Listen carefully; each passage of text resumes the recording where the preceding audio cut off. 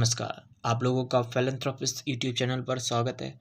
आज हम class 10th के geography chapter 1 resource and development का ये पहला लेक्चर है और आज हम इस चैप्टर में रिसोर्सेज के बारे में बताएंगे कि रिसोर्सेज क्या होते हैं और टाइप्स ऑफ रिसोर्सेज के बारे में बताएंगे।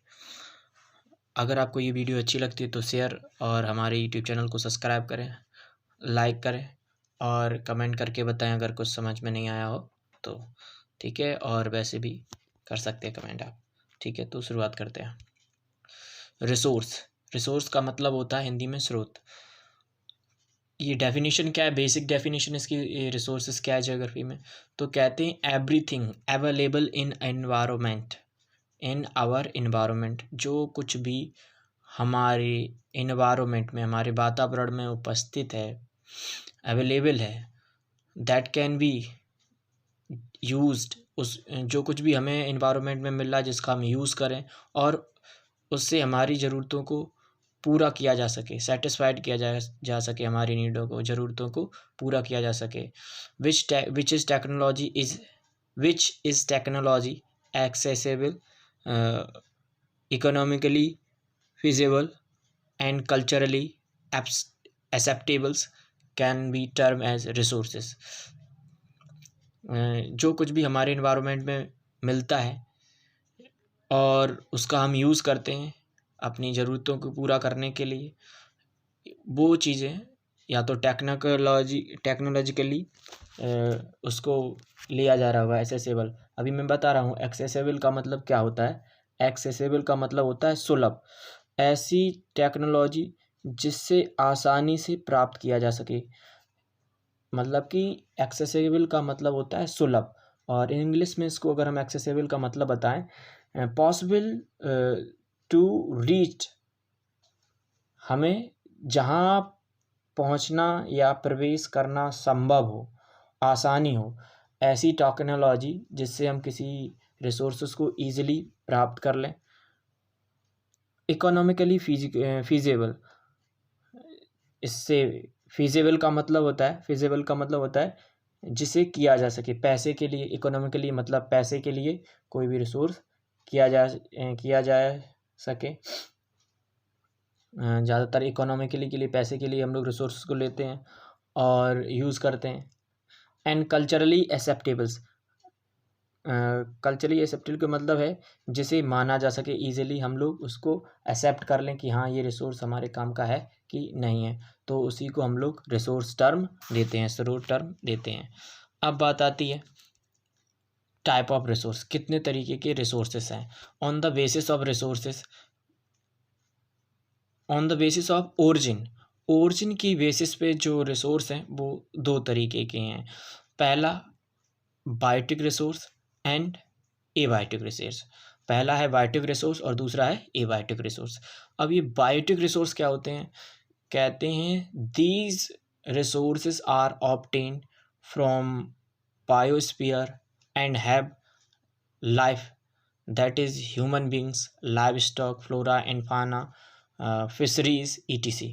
कहते हैं वो बायोटिक रिसोर्स वो रिसोर्स होते हैं जो हम बायोस्फीयर से प्राप्त करते हैं। और बायोस्फीयर वो जगह होती है जहाँ पर सभी लिविंग और नॉन लिविंग थिंग्स रहती हैं, प्लांट, सभी तरीके के ऑर्गेनिज्म पाए जाते हैं बायोस्फीयर में, जिनमें जान होती है, जान जीवित होते हैं। उनसे अगर कुछ हम चीज़ प्राप्त करें और उनका यूज़ करें, हम अपनी बेसिक नीड का पूरा करें, तो उन्हें हम बायोटिक रिसोर्स बोलते हैं।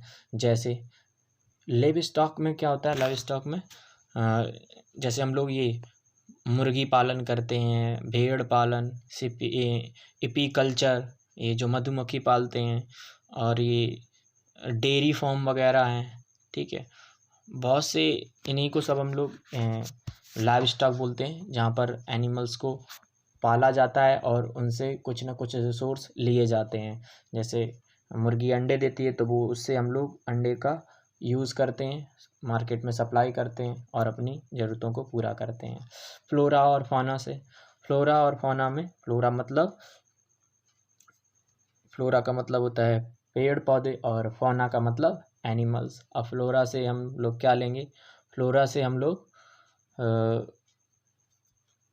ये जो भी एनिमल हैं, अदर एनिमल्स जैसे राइनोसारस वगैरह के एनिमल्स के सींग का यूज़ करते हैं। काफ़ी चीज़ें हैं, काफ़ी एनिमल्स हैं जिनकी बोन्स वगैरह को यूज़ की जाती हैं मर जाने के बाद। तो इन सभी से हम लोग, और फिशरीज से जब हम मछली पालन करेंगे तो उनसे हम लोग जाहिर सी बात है कुछ ना कुछ स्रोत रिसोर्स प्राप्त करेंगे, पैसा प्राप्त करेंगे। ठीक है। अब उसके बाद कहते हैं एबायोटिक रिसोर्स कौन से होते हैं? Those resource are composed of non living things, वो रिसोर्स जो नॉन लिविंग हैं, जिनमें जान नहीं है, जैसे रॉक एंड मेटल, जो चट्टानें होती हैं और मेटल्स हैं, जैसे गोल्ड, सिल्वर, ये भी एक रिसोर्स की तरीके से हैं, एबायोटिक रिसोर्स हैं, क्योंकि इसमें लिविंग थिंग्स नहीं है, इनमें जीवन नहीं है, इसलिए ये एबायोटिक रिसोर्स होते हैं। अब on the basis of exhaustibility और use of limitation of use. अब एग्जॉस्टिबिलिटी का मतलब होता है संपूर्ण, पूरी तरीके से उसको यूज़ किया जाए या खर्च किया जाए, है ना।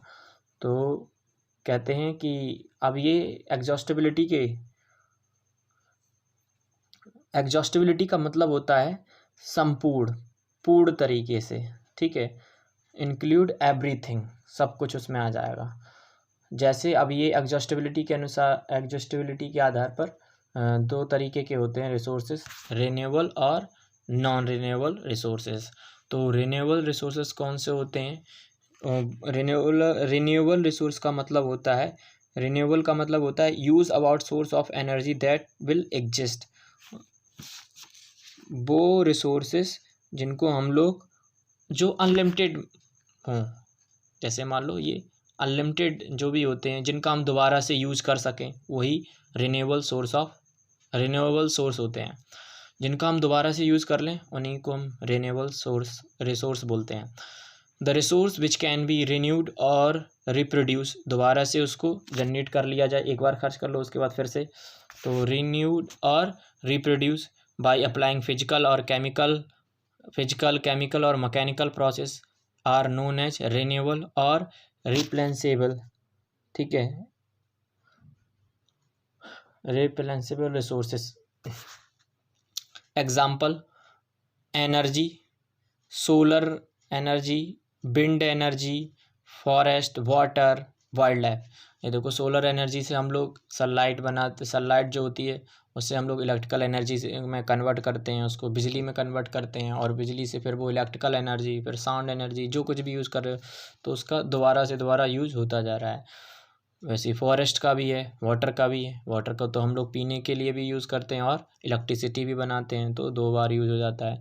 तो जो रिसोर्सेज दोबारा से यूज़ किए जा सकें बाय फिजिकल, केमिकल और मैकेनिकल प्रोसेस से, उन्हीं को रिन्यूएबल रिसोर्सेज बोलते हैं। अब रिन्यूएबल का मतलब मैंने बता दिया आपको, इनको हम दोबारा से यूज कर सकें। अब ये देखो बायोटिक रिसोर्स के बारे में बताया था, मुर्गी फार्म वगैरह होता है जो भी, और सीप वगैरह। अब आती है रिन्यूएबल सोर्स ऑफ एनर्जी क्या क्या है। ये देखो हाइड्रो पावर प्लांट है, ये वाटर से इलेक्ट्रिसिटी भी जनरेट होती है और किसान भाई लोग इसका यूज़ भी कर लेते हैं इरिगेशन, सिंचाई के पर्पज़ से भी। सनलाइट का यूज़ कर सकते हैं भाई, सोलर पैनल की मदद से इलेक्ट्रिकल एनर्जी, इलेक्ट्रिकल से फिर साउंड एनर्जी, जो भी आप यूज़ कर रहे हैं उन सभी में उसको निकल के। और हवा से भी, विंड से जो हवा होती है उससे आप इलेक्ट्रिकल एनर्जी में कन्वर्ट कर लेते हैं। ठीक है, और हवा का यूज़ पॉलिनेशन वगैरह में भी यूज़ होता है। अब आता है बायोमास, ईंधन का भी रिन्यूएबल रिसोर्स ऑफ एनर्जी में आता है। ठीक है, अब it can be further divide into to form. ये जो रिन्यूएबल सोर्स ऑफ एनर्जी हैं ये फर्दर दो तरीके में डिवाइड हो गया है। पहला फ्लो और कॉन्टीन्यूस रिसोर्सेस। कॉन्टीन्यूस रिसोर्सेज का मतलब, फ्लो का मतलब होता है वो रिसोर्स जो लगातार फ्लो कर रहे हैं, लगातार एक स्थान से दूसरे स्थान पर जा रहे हैं, मूवमेंट कर रहे हैं। तो जैसे हवा और पानी ये आपके कॉन्टीन्यूस रिसोर्सेज हैं, फ्लो रिसोर्सेज हैं। तो these resources can be is continuously is getting replace easily. Water, wind, ये सब क्या है, ये कॉन्टीन्यूस रिसोर्सेज हैं। बायोलॉजिकल रिसोर्सेज की बात करें तो बायोलॉजिकल रिसोर्सेज जिनमें लिविंग थिंग्स हो, सीधी सी बात है, these resources are form by the biological process, ये बायोलॉजिकल प्रोसेस से फॉर्म हुए होंगे. It is further divide into two types. First is natural vegetation और नेचुरल वेजिटेशन, जैसे कि ये फॉरेस्ट वगैरह हो गए. फॉरेस्ट में आपको मेडिसिन्स भी मिलती हैं, बहुत सारी मेडिसिन्स और भी चीज़ें हैं, रबड़ वगैरह, ये सब हमें बायोलॉजिकल रिसोर्स से मिलता है. फौना से भी, तो जिन एनिमल्स की बोन्स होती हैं उनसे काफ़ी चीज़ें बनाई जाती हैं. आइए देखिए, फ्लोरा का मतलब क्या है. फ्लोरा का मतलब है पेड़ पौधे, जिस पे मैं ये देखिए बंदर लटका हुआ है, ये बता रहा है कि फ्लोरा मतलब पेड़ पौधे जिस पे हम लटकते हैं. और फौना का मतलब हम सब जानवर जो भी हैं ये. अब उसके बाद कहते हैं non renewable resources. Non renewable resources कौन से होते हैं. These resources are form through long geological time period and can not be renewed easily. कहते हैं वो रिसोर्सेज जिनको हम दोबारा से ईजिली यूज़ नहीं कर सकते हैं उन्हें नॉन रिन्यूएबल रिसोर्सेज बोलते हैं. जैसे मिनरल्स, मेटल्स, फॉसिल फ्यूल्स. ठीक है, जैसे एक बार डीजल का यूज़ कर लिया तो फिर वो हो गया, दोबारा उसको ईजिली हम लोग यूज़ नहीं कर सकते हैं. हाँ, फिर वो बाद में कुछ ना कुछ प्रोडक्ट बनता है उनके डिडगन के बाद. अब ये non renewable resources further divide हो जाते हैं दो टाइप में, एक रिसाइकेबल और एक नॉन रिसाइकेबल. अब रिसाइकेबल में कौन आते हैं. Metal can be recycle by technology apply, so they are recyclable resource. जो मेटल्स होते हैं उनको हम दोबारा से रिसाइकिल कर लेते हैं, जिनको हम लोग कुछ एप्लीकेशन मेथड लगाकर उनको दोबारा से किसी और तरीके से यूज़ कर सकते हैं. जैसे सोना है, उसको पिघलाकर फिर कोई दूसरी चीज़ बना सकते हैं. अब जैसे कुछ नॉन रिसाइकेबल होते हैं. Fossil fuels burn readily get exhausted with their single use. आप फॉसल फ्यूल्स को जलाएंगे तो एक बार में ही वो ख़त्म हो जाएंगे, उनको आप रिसाइकिल नहीं कर सकते, इसलिए हम उनको नॉन रिसाइकेबल रिसोर्स बोलते हैं. ये माउंटेन है,